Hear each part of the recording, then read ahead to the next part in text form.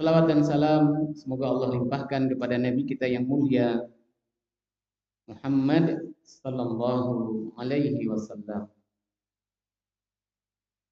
Baik, kita melanjutkan pembahasan dari kitab Al-Kabair, dosa-dosa besar yang ditulis oleh Al-Imam Az-Zahabi rahimahullah taala. Pada pertemuan kali ini kita masuk ke bab yang berikutnya, yakni dosa meninggalkan sholat. Dosa meninggalkan sholat.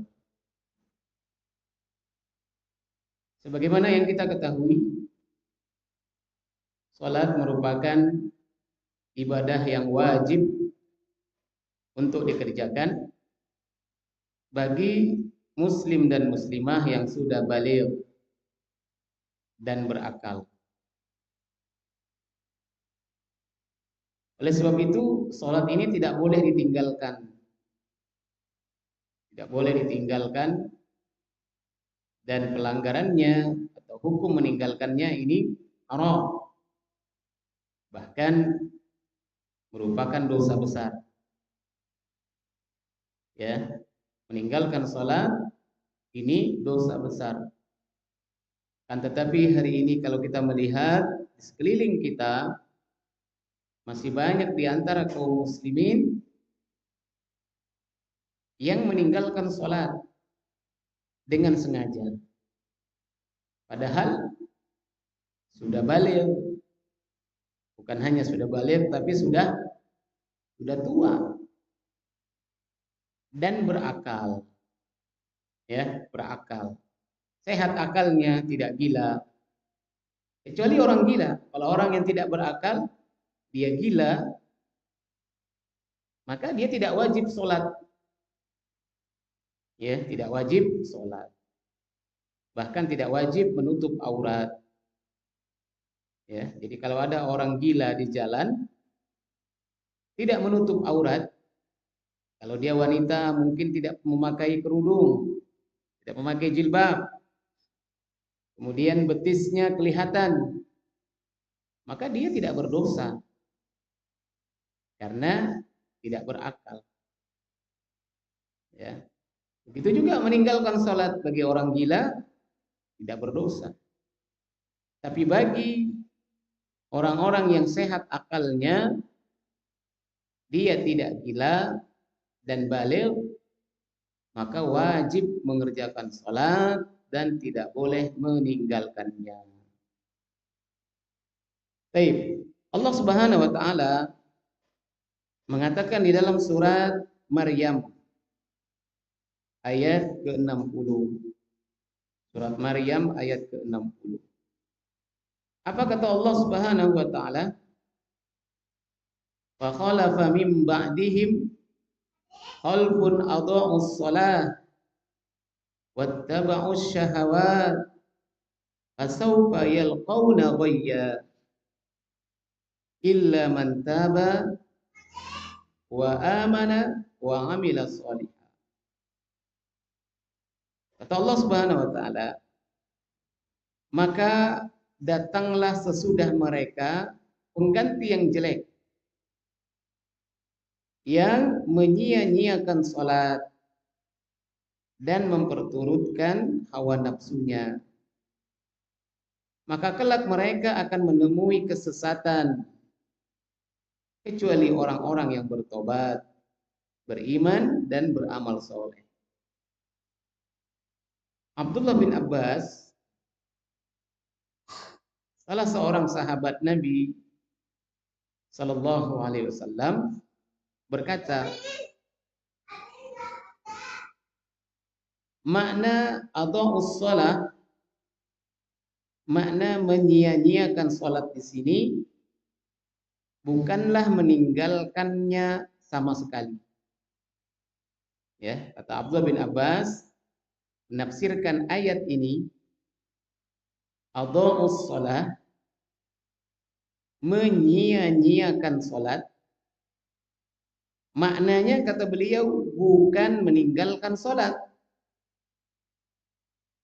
tetapi mengakhirkannya dari waktu yang seharusnya. Ya, mengakhirkannya dari waktu yang seharusnya. Baik, menyia-nyiakan sholat ini saja sudah merupakan dosa besar, apalagi meninggalkannya dengan sengaja. Kemudian imamnya para tabi'in yang bernama Sa'id bin Musayyib pernah berkata, maksud dari ayat ini, yakni ayat ke-60 dari surat Maryam, makna adha'us shalah, menyia-nyiakan salat. Kata Sa'id bin Musayyab, maksudnya adalah orang itu tidak mengerjakan salat zuhur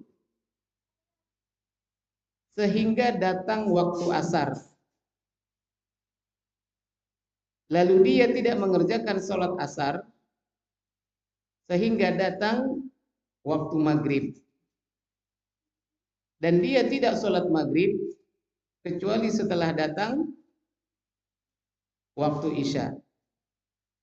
Dan tidak salat isya kecuali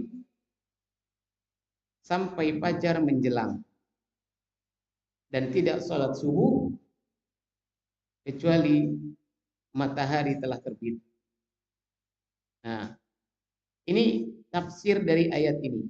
Adha'us shalah, menyia-nyiakan salat. Maksudnya adalah orang-orang yang menunda-nunda salat sampai masuk waktu yang berikutnya. Jadi salat zuhur itu dikerjakan di akhir sekali. Hampir saja masuk waktu isya. Waktu asar. Dan mengerjakan salat asar di akhir sekali. Sampai habis waktu maghrib. Salat maghribnya begitu, isyanya begitu, subuhnya begitu. Ya, menunda-nunda salat sampai waktunya habis. Orang seperti ini termasuk adha'us shalah, menyia-nyiakan salat. Apa akibatnya? Kata Allah Subhanahu wa taala, fasaufa yalqauna ghayya. Kelak mereka itu akan menemui kesesatan. Kelak mereka akan menemui kesesatan. Ya. Lalu kata Sa'id bin Musayyab, barang siapa yang mati dalam keadaan terus-menerus melakukan hal ini, ya, sampai mati kondisi sholatnya begitu. Zuhur ditunda-tunda sampai menjelang asar. Asar ditunda-tunda sampai menjelang maghrib. Maghrib ditunda-tunda sampai menjelang isya dan seterusnya. Kata Sa'id bin Musayyab, bila orang ini terus-menerus seperti itu, tidak bertobat, tidak memperbaiki sholatnya, kemudian mati dia, maka fasaufa yalqauna ghayya, ya, fasaufa yalqauna ghayya, maka Allah akan menjanjikan baginya ghayya. Apa itu ghayya? Kata beliau, ghayya itu adalah sebuah lembah yang ada di neraka Jahannam. Ya, sebuah lembah yang ada di neraka Jahannam. Yang dasar lembah itu sangat dalam. Jadi neraka Jahannam saja ini sudah sangat mengerikan. Sangat mengerikan neraka Jahannam. tempat yang sangat tidak nyaman. Banyak memang orang-orang yang disiksa di tempat itu.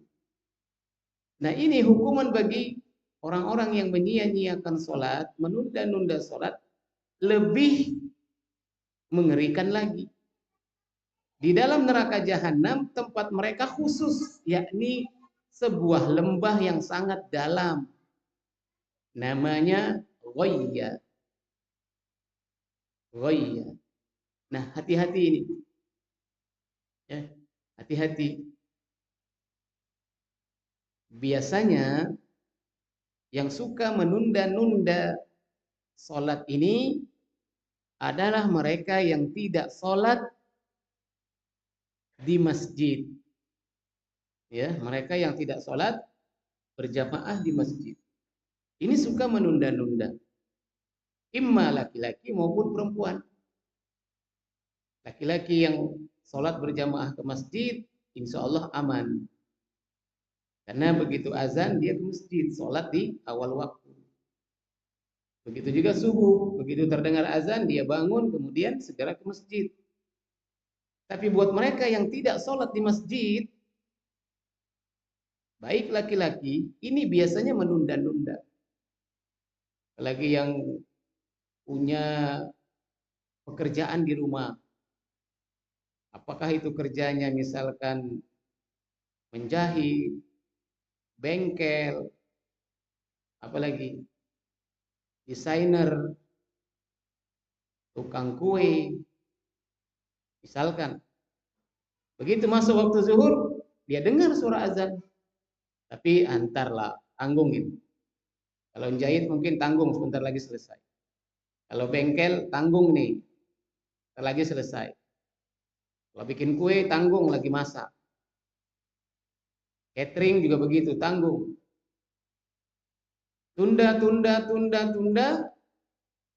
Akhirnya terdengar suara azan berikutnya. Azan asar. Nah, ini terancam. Ya, fasaufa yalqauna ghayya. Mereka kelak akan dilemparkan ke dalam lembah yang ada di neraka jahanam. Hati-hati. Ya, terutama para wanita, para akhwat. Karena akhwat tidak sholat di masjid. Tidak sholat di masjid. Biasanya kalau tidak sholat di masjid, berat sholat di awal waktu. Maka ingat benar-benar ayat ke-60 dari surat Maryam ini. Ayat ke-60 dari surat Maryam ini. Inilah ancaman bagi mereka yang suka menunda-nunda sholat. Ya. Ancaman bagi mereka yang suka menunda-nunda sholat. Baik. Dalam surat lain, yakni surat Al-Ma'un, ayat keempat dan kelima. Apa kata Allah Subhanahu wa taala?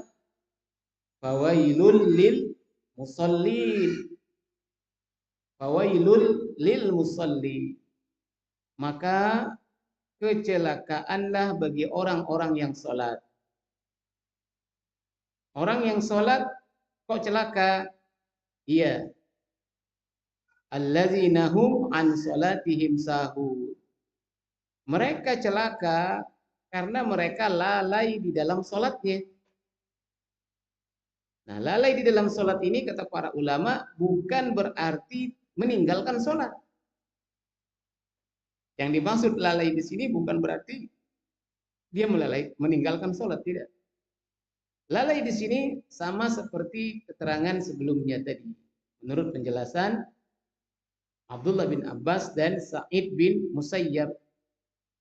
Lalai di sini artinya adalah menunda-nunda salat, ya, mengakhirkan waktunya sehingga masuk waktu yang berikutnya. Ya, masuk waktu yang berikutnya. Baik. Nah, apa ancaman di sini? Ancaman dalam ayat ini kata Allah, wail. Wail.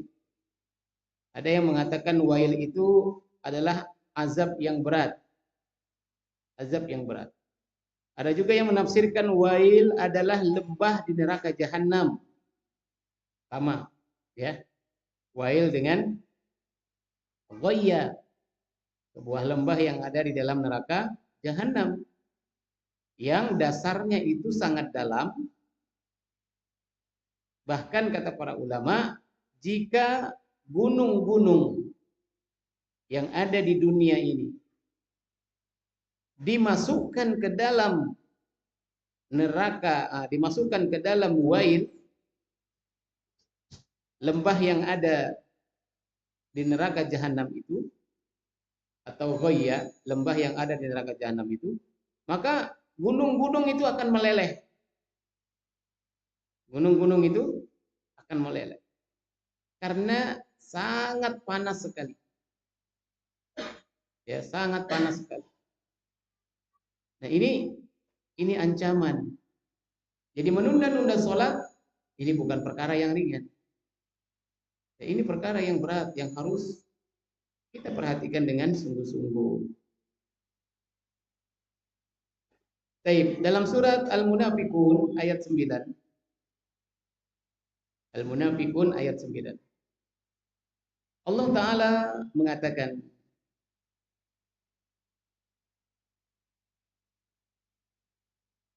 hai orang-orang yang beriman, janganlah harta-hartamu dan anak-anakmu melalaikan kamu dari mengingat Allah. Janganlah hartamu dan anak-anakmu melalaikan kamu dari mengingat Allah. Barang siapa yang berbuat demikian, maka mereka itulah orang-orang yang rugi. Para mufassir menjelaskan ayat ini bahwa yang dimaksud dengan mengingat Allah adalah mengerjakan sholat 5 waktu. Ya, mengingat Allah di sini maksudnya mengerjakan sholat 5 waktu.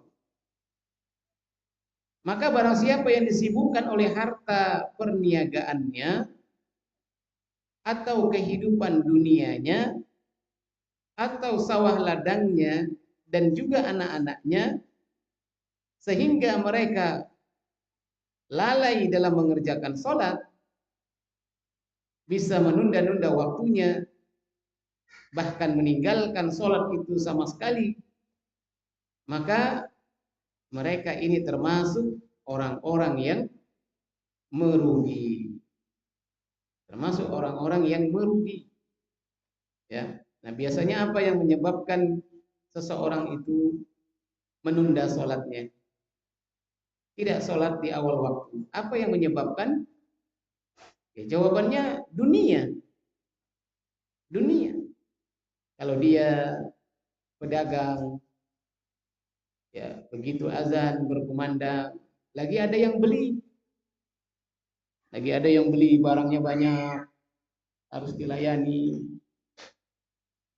Akhirnya ditunda sholatnya. Begitu selesai pembeli yang satu, dia mau sholat, datang lagi pembeli yang lain. Tanya-tanya, tawar-menawar. Habis lagi waktu mungkin setengah jam. Pergi pembeli yang ini, datang lagi pembeli yang berikutnya. Terus seperti itu sampai waktu sholat hampir habis. Ya. Sampai waktu sholat hampir habis. Maka ini dia telah dirugikan oleh dunia. Ya, perkara dunia telah membuatnya melalaikan sholat. Melalaikan sholat. Perkara dunia telah membuatnya meninggalkan sholat. Ya, karena sibuk melayani pembeli. Padahal seandainya dia mengatakan kepada pembeli, mohon maaf Pak, Bu, saya sholat dulu sebentar. Kalau mau menunggu silahkan, tapi kalau Bapak atau Ibu ingin membeli pada pedagang yang lain juga silahkan. Nah, bila ini yang dilakukan oleh para pedagang, maka insya Allah Ta'ala rizkinya tidak akan berkurang. Rizkinya tidak akan berkurang. Kenapa sebagian pedagang meninggalkan sholat, berani meninggalkan sholat dengan alasan sedang ada pembeli, sedang ada konsumen. Kenapa berani meninggalkan sholat? Ya, jawabannya karena mereka takut kehilangan rezeki. Kalau pembeli ini ditinggal, dia akan belanja di tempat lain, maka kita tidak akan dapat omset pemasukan. Kita akan kehilangan rezeki, kesempatan. Padahal kalau dia mau berpikir, coba pikirkan dengan baik. Siapa yang memberi rezeki kepada makhluk yang ada di dunia ini? Termasuk dirinya. Coba dia renungkan baik-baik. Siapa yang memberi rezeki kepada seluruh makhluk yang ada di bumi ini? Termasuk dirinya. Jawabannya tentu Allah Subhanahu wa Ta'ala. Lalu tanyakan lagi kepada dirinya, siapa yang memerintahkan sholat di awal waktu? Siapa yang memerintahkan sholat di awal waktu? Jawabannya Allah Subhanahu wa Ta'ala. Ya, jawabannya Allah Subhanahu wa Ta'ala. Jadi Allah yang memberi rizki dan Allah juga yang memerintahkan sholat di awal waktu. Maka tidak mungkin perintah Allah bertabrakan dengan perintah yang lainnya. Keputusan Allah bertabrakan dengan keputusan yang lain. Harusnya orang ini dapat rezeki, tapi nggak jadi gara-gara dia melaksanakan perintah Allah, yakni sholat. Mungkinkah? Tidak mungkin. Tidak mungkin. Ya. Tidak mungkin seseorang itu kehilangan rezekinya karena dia mentaati perintah Allah yang lain. Kalau memang hari itu Allah takdirkan dia dapat rezeki. Ya, kalau hari itu Allah takdirkan dia dapat rezeki, penjualannya mencapai 10 juta, maka dia akan dapatkan. Tidak akan terhalang rezeki 10 juta ini karena dia melaksanakan sholat. Tidak akan. Karena yang memberi rezeki dan yang memberikan perintah sholat sama. Ya, yang memberi rezeki dan yang memerintahkan sholat di awal waktu sama, yakni Allah Subhanahu wa Ta'ala. Oleh karena itu, para pedagang tidak perlu khawatir. Wah, nanti mereka kecewa. Nanti mereka kecewa sehingga tidak belanja lagi. Itu menurut logika kita. Menurut logika kita. Ya. Padahal siapa yang menggerakkan hati mereka? Allah. Boleh jadi ketika konsumen berhadapan dengan pedagang yang sholat tepat waktu, ya, ketika dia datang mau membeli, wanita misalkan, dia sedang tidak sholat, dia ingin membeli gamis yang menjual laki-laki, tahu-tahu azan zuhur dikumandangkan. Kata pedagang ini, ibu, saya mau sholat dulu. Kalau ibu mau menunggu saya kira-kira 15 menit, silahkan. Kalau ibu mau jalan-jalan dulu, melihat-lihat dulu, atau mau cari makan dulu, nanti balik lagi ke sini juga silahkan. Atau kalau ibu mau membeli dari pedagang yang lain juga silahkan. Boleh jadi dengan sikap kita yang seperti ini, dan itu kita lakukan dalam rangka mencari ridho Allah, bukan ridho manusia, bukan ridho konsumen. Kita lakukan itu murni karena Allah, bukan karena dia. Maka boleh jadi hatinya digerakkan oleh Allah, sehingga muncul di hatinya, pedagang ini adalah pedagang yang jujur. Pedagang ini adalah pedagang yang amanah. Kenapa? Karena perintah Tuhannya dia taati. Perintah Tuhannya sholat di awal waktu dia taati. Dia tidak berani menunda-nunda perintah Tuhannya. Berarti kecil kemungkinan pedagang ini tidak jujur. Ya. Dia akan berpikir seperti itu. Ini pedagang-pedagang jujur. Karena dia takut dengan Tuhannya.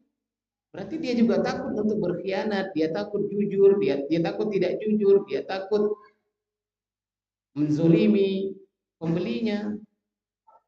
Maka boleh jadi pembeli ini mengatakan, kalau begitu saya akan langganan dengan dia. Dan setelah itu boleh jadi dia akan cerita ke teman-temannya. Ketika teman-temannya melihat, Ummu beli gamisnya di mana? Dia bilang, oh di toko A. Di toko A. Kalau anti mau beli, beli saja di toko A. Orangnya jujur, orangnya amanah, orangnya rajin ibadah. Maka sedikit demi sedikit pelanggannya akan bertambah banyak. Ya. Karena yang memberi rezeki Allah. Dan ketika seorang hamba mentaati perintah Allah, beribadah kepada Allah, maka Allah akan mudahkan urusannya.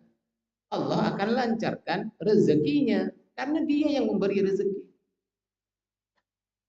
Ya, sebaliknya, kalau ada orang yang berpikiran, ini kalau saya tinggal sholat, nanti pembeli saya kabur.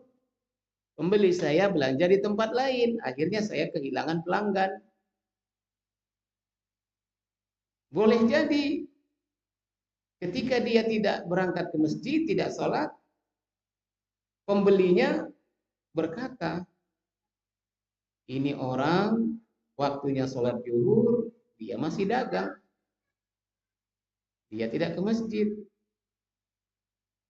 Kalau perintah Tuhannya saja tidak dia taati, kalau Tuhannya saja tidak dia takuti, apalagi saya, pembeli.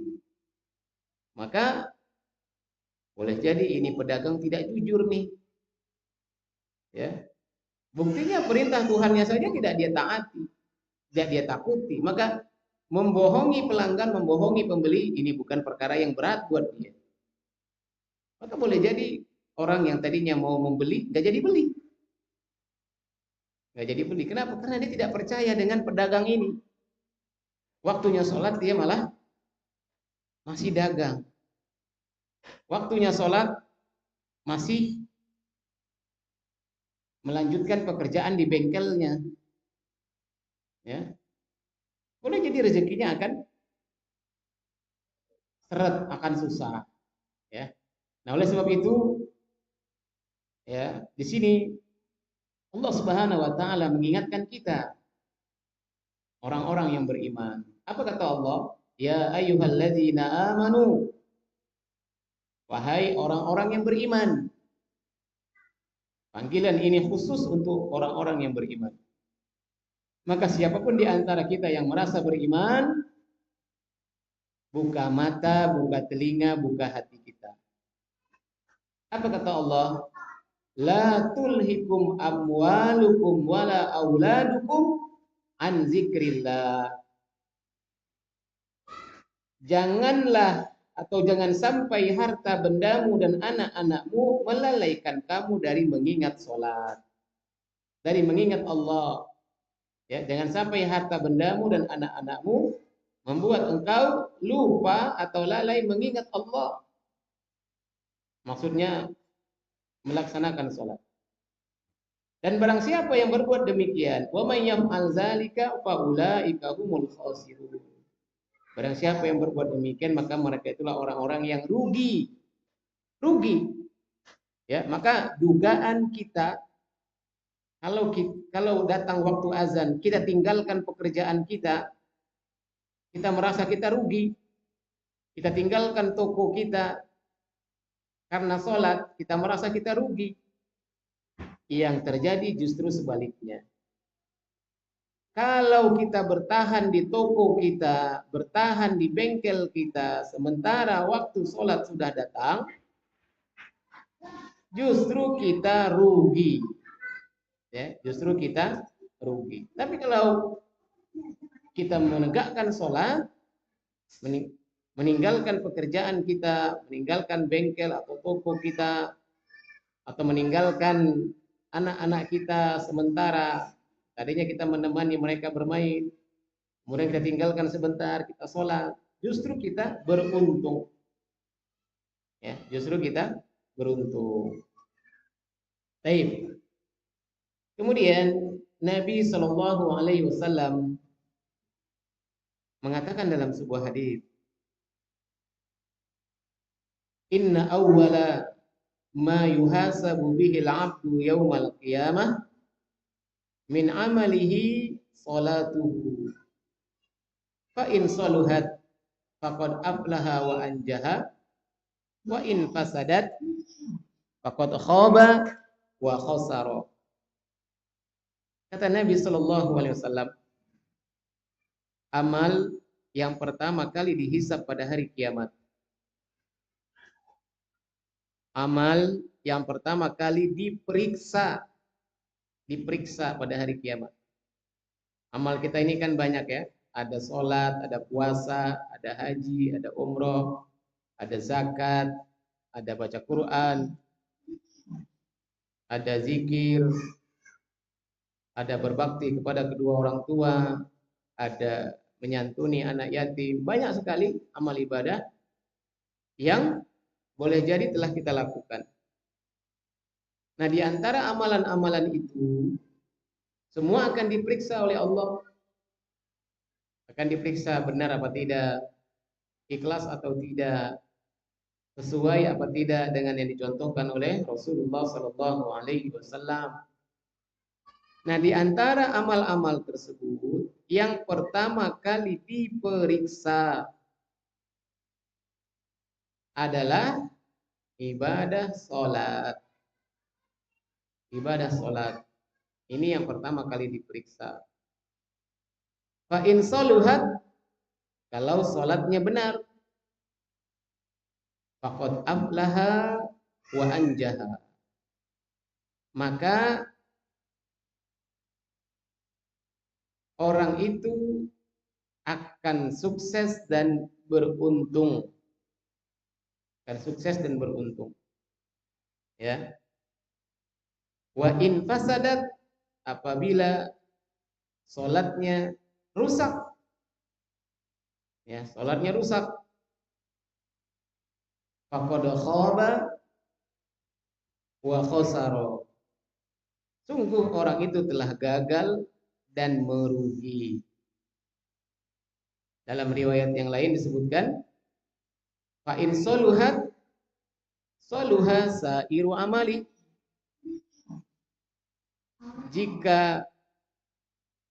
Jika salatnya benar, maka benarlah seluruh amalnya. Wa in fasadat fasada sairu amali. Jika salatnya tidak benar, salatnya rusak, maka rusaklah seluruh amalnya.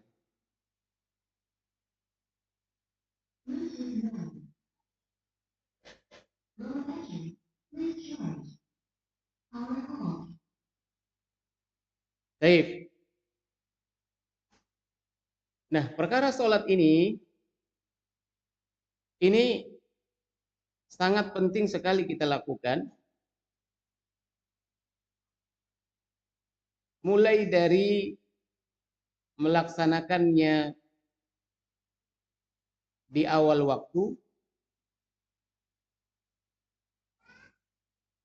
sampai dengan menjaga kekhusyuan di dalam sholat. Ya, menjaga kekhusyuan di dalam sholat. Karena sebagian kita hari ini memang melaksanakan sholat di awal waktunya. Bahkan mengerjakannya berjamaah ke masjid. Bagi laki-laki, sholat di awal waktu berjamaah di masjid bagi laki-laki. Tidak sedikit yang melaksanakan sholat seperti ini. Begitu azan dia ke masjid berjamaah, selesai sholat dia berzikir, terkadang berdoa, ya. Tetapi tidak semua orang yang sholat itu memperhatikan kekhusyuannya. Tidak memperhatikan kekhusyuannya. Mayoritas kita yang sholat itu hanya ucapan dan gerakan. Ucapan dan gerakan. Ketika takbiratul ihram, ya dia mengangkat kedua tangannya, Allahu Akbar. Lalu dia membaca iftitah. Setelah itu dia membaca Al-Fatihah. Lalu dia membaca surat. Lalu ruku, sujud, duduk di antara dua sujud, sujud lagi, kemudian dia berdiri sampai tahiyat, sampai salam. Ya, tetapi sedikit sekali yang sholat menghadirkan hati. Sholat menghadirkan hati. Ya. Padahal Allah Ta'ala pernah mengatakan di dalam Al-Quran, Aqimus sholat, inna sholata tanha anil fahsya'i wal munkar. Dirikanlah sholat atau kerjakanlah sholat. Karena sholat itu akan mampu mencegah kalian dari perbuatan keji dan mungkar. Sholat itu akan mampu mencegah kalian dari perbuatan yang keji dan mungkar. Ayat ini sering kita dengar. Bahkan berulang kali kita baca.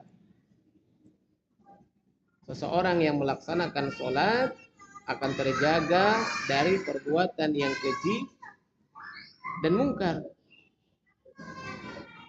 Contoh perbuatan keji dan mungkar itu apa saja? Di antaranya berzina, minum khamar, mencuri, korupsi, ghibah, apalagi menghina dan merendahkan orang lain. Ini perbuatan-perbuatan yang mungkar.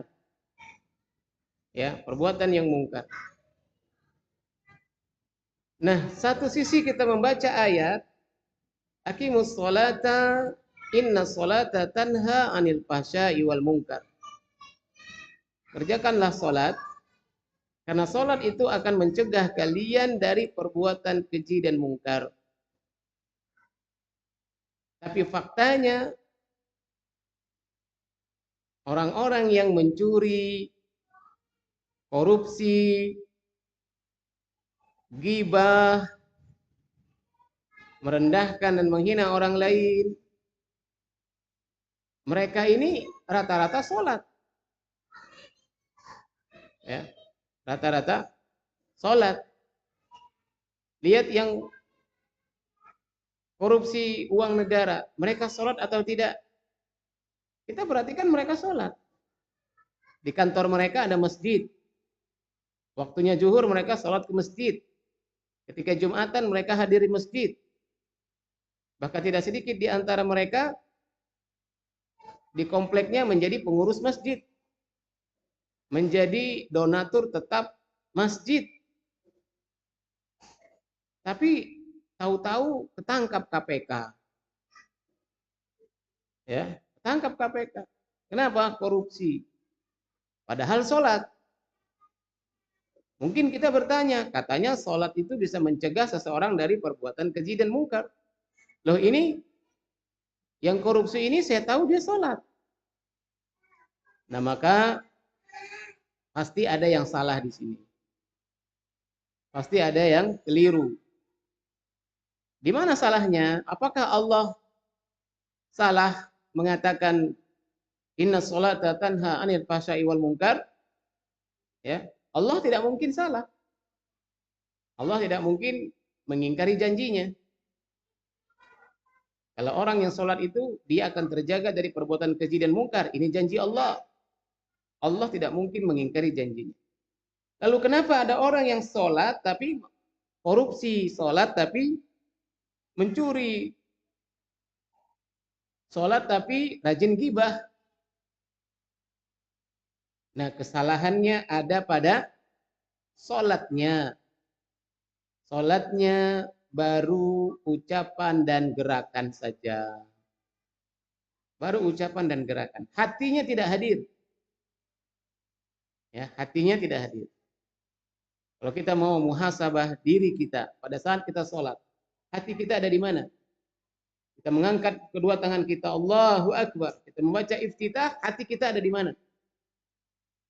Biasanya hati kita memikirkan dunia. Ya, memikirkan dunia. Memikirkan pekerjaan, memikirkan dagangan, memikirkan anak, memikirkan istri, dan lain sebagainya. Itu yang ada di benak kita. Dari mulai takbiratul ihram sampai salam. Ya, dari mulai takbiratul ihram sampai salam, hati kita tidak hadir. Maka kalau sholatnya seperti ini wajar. Keluar dari masjid, ngambil sendal orang. Keluar dari masjid, gibah. Keluar dari masjid, merendahkan, menghina, mencaci. Keluar dari masjid, bertengkar. Ya, kenapa? Karena sholatnya tidak memberikan asar. Sholatnya tidak memberikan pengaruh pada dirinya. Nah, bayangkan ketika seseorang sholat. Dia mengangkat kedua tangannya, takbiratul ihram, Allahu Akbar. Ketika dia mengucapkan Allahu Akbar, hatinya meyakini Allah itu maha besar. Maha besar apanya? Kekuasaannya, keagungannya. Maha besar apanya? Kasih sayangnya, rahmatnya, kekuasaannya. Ya. Dia tadabburi apa yang dia baca. Lalu dia baca iftitah, maka dia tadabburi juga. Dia baca Al-Fatihah, Alhamdulillahi Rabbil Alamin. Segala puji bagimu ya Allah, Rabb semesta alam. Segala puji bagimu ya Allah, Rabb yang mengurus alam semesta ini. Ya. Maka dia tadabburi. Allah lah yang memperjalankan matahari dan bulan. Allah lah yang mempergilirkan waktu siang dan malam. Allah lah yang menurunkan hujan. Allah lah yang menggerakkan angin. Allah lah yang memberi nafkah, memberi makan makhluk-makhluknya. Miliaran makhluknya di dunia ini, setiap hari Allah yang memberinya makan. Ya, dia tadabburi. Jumlah manusia saja berapa miliar hari ini di dunia? Miliaran manusia itu Allah yang kasih makan setiap hari. Ya, Allah yang kasih makan setiap hari, bahkan 3 kali dalam sehari. Itu baru manusia, belum hewan-hewan. Hewan-hewan yang ada di darat saja, mulai dari gajah, singa, harimau, jerapah, macan, kelinci, kancil, ayam, kerbau, sapi, kambing, dan seterusnya. Ini saja jumlahnya miliaran. Ya, miliaran jumlahnya. Ini baru hewan yang ada di darat. Apalagi hewan yang ada di laut. Miliaran ikan-ikan yang ada di dasar lautan. Siapa yang memberinya nafkah, yang memberinya makan? Allah Subhanahu wa taala. Ya. Maka dia akan semakin takjub kepada Allah setiap kali mengucapkan atau membaca Alhamdulillahirabbil alamin. Segala puji bagimu ya Allah, Rabb semesta alam, yang menguasai dan mengurus alam semesta ini. Lalu dia baca ayat berikutnya, Ar-Rahmanir Rahim. Engkau maha pengasih lagi maha penyayang ya Allah. Semua makhluknya oleh Allah dikasihi. Ya. Allah maha penyayang kepada hamba-hambanya. Ya. Allah maha penyayang kepada hamba-hambanya. Sebanyak apapun dosa seorang hamba, apabila dia bertobat, Allah ampuni dosanya. Maka dia semakin cinta kepada Allah. Karena Allah maha penyayang kepada hambanya. Lalu dia baca ayat berikutnya, Maliki Yaumiddin. Engkaulah yang menguasai hari pembalasan ya Allah. Hari kiamat. Hari di mana tidak ada pertolongan kecuali pertolongan dari Allah.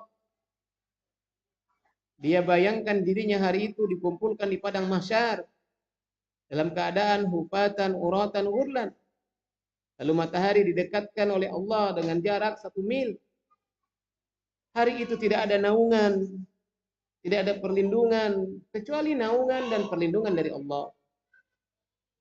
Ya. Manusia hari itu kehausan, kelaparan, dan tidak ada yang memberi minum kecuali Allah Subhanahu wa taala kepada manusia ketika itu. Karena hanya Allah yang menguasai hari tersebut, hari pembalasan. Maka dia akan semakin takut kepada Allah dan semakin mengharapkan ampunan dari Allah. Belum lagi dia membayangkan neraka, dahsyatnya neraka dan seterusnya. Terus dia baca ayat ini ya, sampai ayat terakhir dari surat Al-Fatihah. Lalu dia baca surat berikutnya. Dia tadabburi lagi, dia hayati lagi. Terus 17 kali dalam sehari semalam. Ya. 5 waktu dalam sehari semalam dia membaca Al-Fatihah, dan 17 kali 17 rakaat diulang-ulang dalam sehari semalam. Maka apabila seseorang menghadirkan hatinya pada saat sholat, dia tadabburi ayat yang dia baca. Ya, dari mulai dia membaca ayat pertama, Alhamdulillahirabbil alamin. Dia tadabburi, segala puji bagi Engkau ya Allah, pemelihara alam semesta ini, yang mengurus alam semesta ini, mengurus seluruh makhluk-Mu ya Allah. Lalu dia baca ayat berikutnya, Ar-Rahmanir Rahim. Engkau maha pengasih lagi penyayang ya, maha penyayang ya Allah. Dia sadar bahwa sebanyak apapun dosa seorang hamba akan diampuni oleh Allah. Lalu dia baca Maliki Yaumiddin. Engkaulah yang menguasai hari pembalasan ya Allah. Hari di mana tidak ada pertolongan, hari di mana tidak ada naungan kecuali naungan dari Allah. Dia baca ayat ini berulang-ulang, dia tadabburi, akan membuat dirinya semakin cinta kepada Allah, semakin rindu kepada surga, dan semakin takut kepada neraka. Apabila seseorang sholatnya seperti ini, dia tadabburi ayat yang dia baca, mungkinkah selesai sholat dia berani menggibahi orang lain? Insya Allah tidak. Nih, orang yang sholatnya benar, sholatnya khusyuk, hatinya hadir, selesai sholat masih berani dia menggibahi orang lain, membicarakan aib, kekurangan orang lain? Insya Allah tidak berani. Kalau seseorang sholatnya seperti ini, hadir hatinya, dia tadabburi, dia hayati ayat yang dia baca, apakah dia berani membawa pulang peralatan kantornya? Insya Allah tidak berani. Kalau ada tawaran, ajakan untuk korupsi, apakah dia berani? Insya Allah tidak berani. Kalau dia disuap, beranikah dia menerima suap itu? Insya Allah tidak berani. Kenapa? Karena dalam sehari 5 kali dia berkomunikasi dengan Rabb-nya. 5 kali dia mengulang-ulang tentang kebesaran Rabb-nya. 5 kali dalam sehari semalam dia mengingat surga dan neraka. 5 kali dalam sehari semalam dia membaca ayat-ayat tentang ancaman neraka. Maka mustahil dia berani melakukan dosa dan maksiat. Ya, walaupun bukan berarti dia tidak tergelincir. Sesekali boleh jadi dia tergelincir, tapi dia akan segera bertobat kepada Allah. Nah ini kalau orang sholatnya benar. Tapi kalau sholat hanya ucapan dan gerakan saja, maka sholat itu tidak akan memberikan pengaruh positif. Ya, maka tidak heran apabila sholat iya, maksiat iya. Sholat iya, korupsi iya. Sholat iya, ghibah iya. Kenapa? Karena sholatnya sekedar ucapan dan gerakan. Hatinya tidak hadir. Nah, maka kalau sholat kita benar, hatinya hadir, maka apa yang dijanjikan oleh Allah, inna sholata tanha anil fahsya'i wal munkar, akan kita dapatkan. Ya, kita akan terjaga dari perbuatan keji dan mungkar. Taib.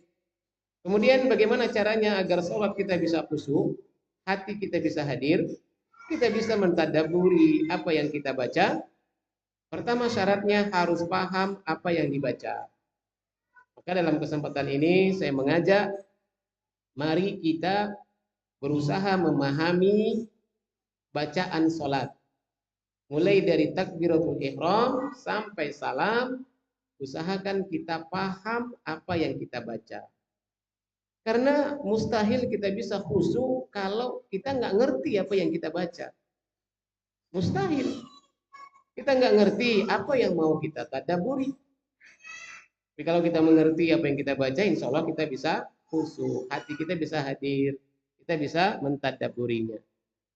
Nah yang kedua, agar kita bisa khusyuk, jangan terlalu disibukkan dengan urusan dunia.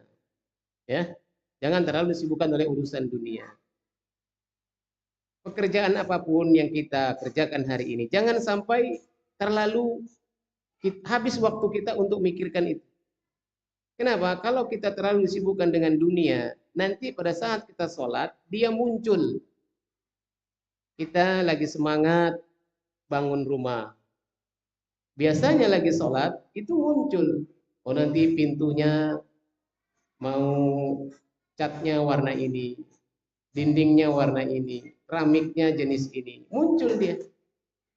Kalau kita sibuk dengan pekerjaan kita ngurus anak-anak, nanti waktu sholat muncul. Anak yang nakal, anak yang nurut, anak yang begini dan begitu. Ya, jadi apapun pekerjaan kita, bila terlalu kita disibukkan dengan hal itu, maka ini akan mengganggu sholat kita. Ya. Nah yang ketiga, agar kita bisa khusyuk dalam sholat kita juga harus khusyuk di luar sholat. Artinya harus sering-sering berzikir kepada Allah, ya, berzikir kepada Allah, mengingat Allah, mentadabburi ciptaan Allah di luar sholat. Maka apabila di luar sholat kita bisa khusyuk, di dalam sholat akan lebih mudah lagi untuk khusyuk. Taib, ini mungkin yang dapat Anda sampaikan pada siang hari ini. Mudah-mudahan yang sedikit ini bermanfaat. Jika ada yang benar itu datangnya dari Allah Subhanahu wa taala. Jika ada yang salah itu dari saya, semoga Allah Ta'ala mengampuni dan memberikan hidayah. Kita tutup dengan membaca doa kafaratul majlis. Subhanakallahumma bihamdika asyhadu an la ilaha illa anta astaghfiruka wa atubu ilaik. Wassalamualaikum warahmatullahi wabarakatuh.